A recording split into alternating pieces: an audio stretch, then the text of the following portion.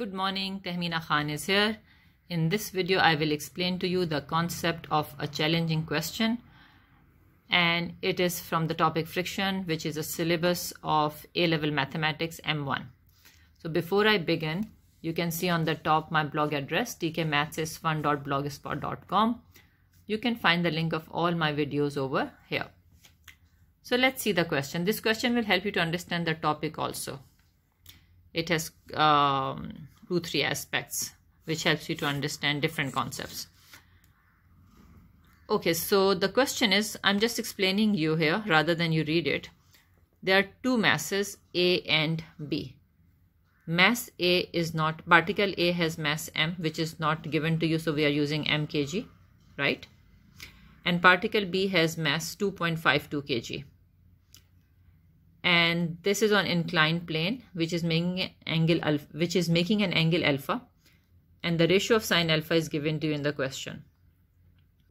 The rest of the information is given here. The particle A is at rest and it is on rough plane, and the coefficient of friction between the particle and the plane is 0.3. The rest of the information is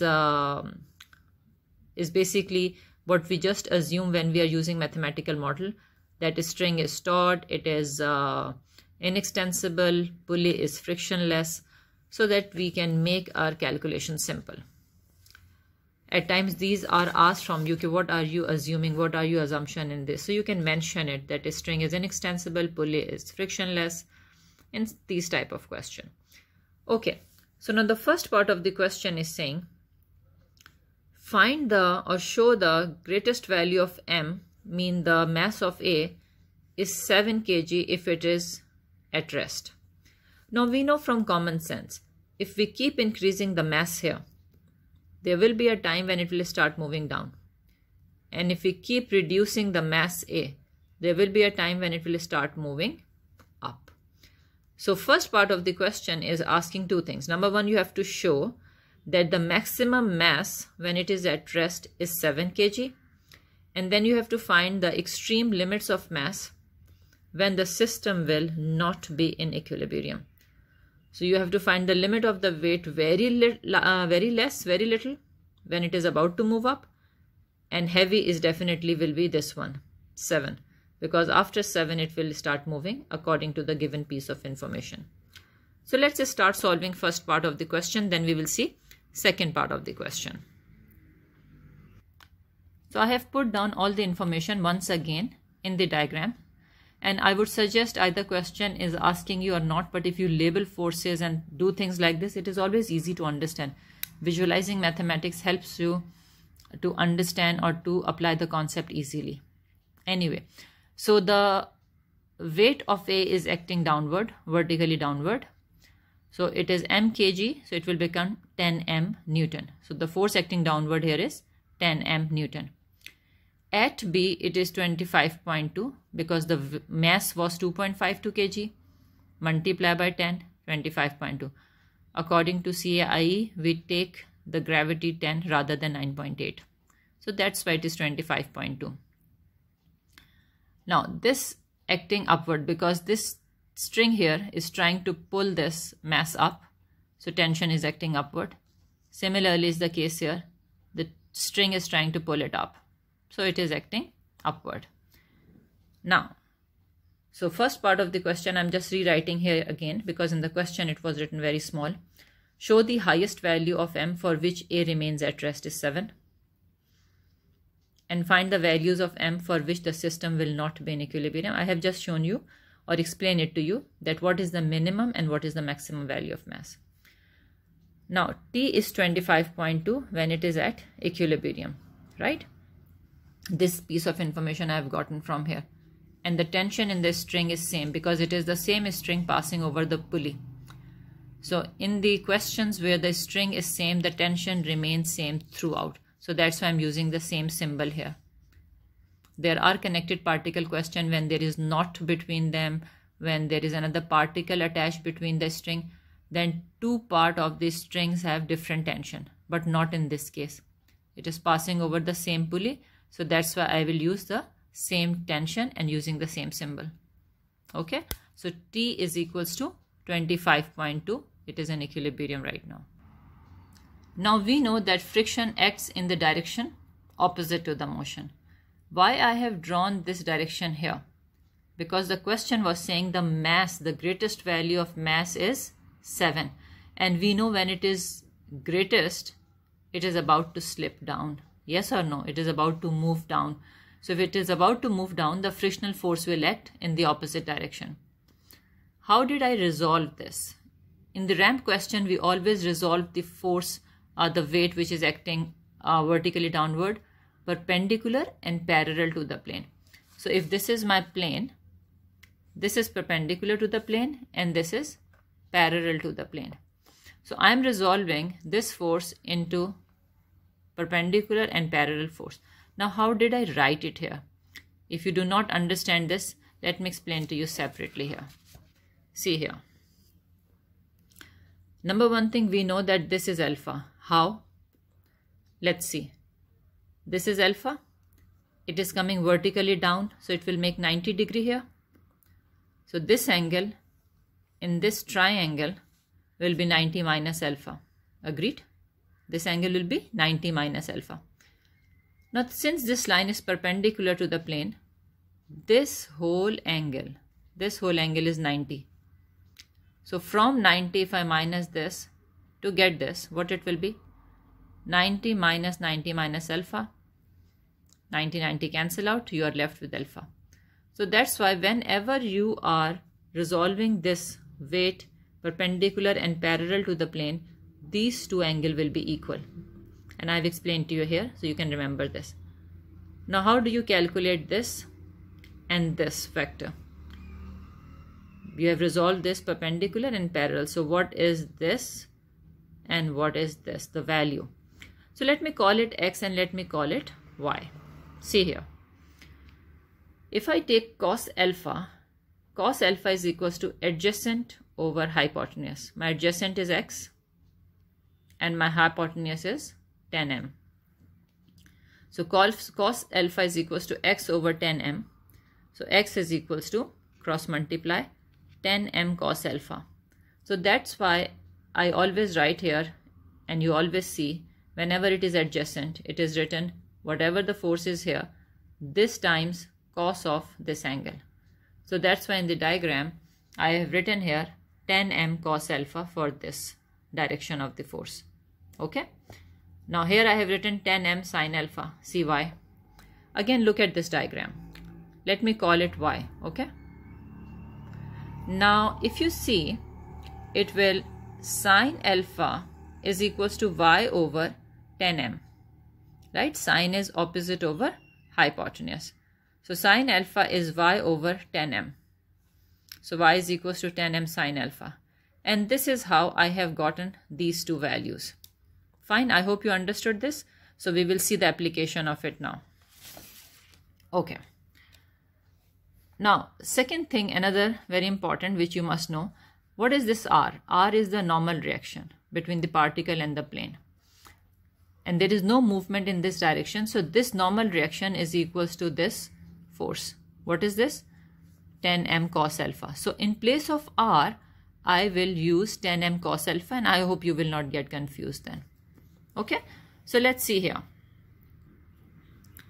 Mass highest value of m is 7, question is saying. It means it is about to move down.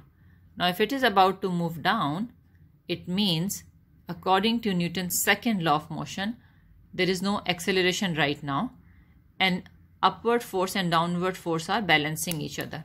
When I said upward and downward, this is downward and these two are upward. So I can say 10m sin alpha equals to t plus mu r. Agreed? I'm repeating. I can say 10m sin alpha equals to t plus mu r. Or if I want to use Newton's second law of motion, what will I write here? F is equals to ma. 10m sin alpha minus t minus mu r equals to ma. My a is 0. There is no acceleration. So I'm writing a 0. Mostly children ask, Miss, why are you subtracting these two from here? Because when we are considering the case of the greatest and it is about to move down, so we can say this force minus these two forces. When it will be about to move up, all the forces which are acting upward we will take first and minus the downward from it, right? So now if it confuses you, you can simply say this is equals to sum of these two, and it will be same thing. Remember, if I take these two t and mu r this side, what it will become? 10m sine alpha is equals to t plus mu r, right? So this is just the same thing but writing it differently. The concept is same. So after that I'm plugging in the value of sine alpha and value of cos alpha. Sine alpha was given to you in the question, and from there we have derived cos alpha, right? Do you remember how? Or should I show you again this thing? Remember, this question, this information was given to you in the question that sine alpha is 3 upon 5. So if I draw a triangle, okay, sine alpha, any triangle, and give it a name alpha, opposite over hypotenuse. So using the Pythagoras theorem, I can find this out. So cos alpha will be adjacent over hypotenuse, it will be 4 over 5. So this is how I have gotten the information of sine alpha and cos alpha. Okay, so now this is how I'm substituting the value of sine alpha 3 upon 5. And in place of r, I'm writing 10m cos alpha. I have just explained it to you. And for cos alpha, I'm taking 4 upon 5. And the rest is simple algebraic calculation. And I will calculate the value of m. We have to show that it is 7, right? So we have considered of the whole scenario and we will prove that it is 7. So you can see here now. Simple calculation, taking LCM here, 6 5s are 30. Then cross multiplication, subtraction, and I have proven. Now we have to find the smallest value of m, because the second part of question 1 was saying find the extreme values for which system will not be in equilibrium. So first value we have found that if it will be greater than 7, the system will not be in equilibrium, right? Because we have proven the greatest value is m. Now, if this is very light, particle A is very light, what will happen? It will be about to move up. When it is about to move up, frictional force will be acting downward. So now I can say this force, which is T, is equals to mu r plus 10m sine alpha. This is how the direction changed and the equation changes, right? I'm repeating. Now in this case, I will say T is equals to, I mean the about to move up I'm talking about, right? It is not moving, it is still in equilibrium but about to move up. So I can say T is equals to mu r plus 10m sine alpha, right? Or in other words, you can write T minus mu r minus 10m sine alpha equals to 0, right? It is the same thing because there is no acceleration, it is in equilibrium, so it is 0 here.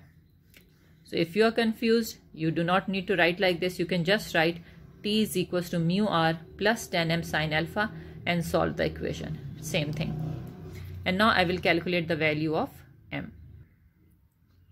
So you can see here again I have just substituted the value of sine alpha, cos alpha, and I'm solving algebraically.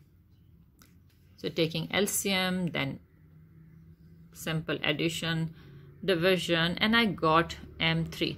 So I can say that if my mass will be less than 3 or if it is greater than 7, then system will not remain at rest, right? So let's do part B of the question. I hope you understood this.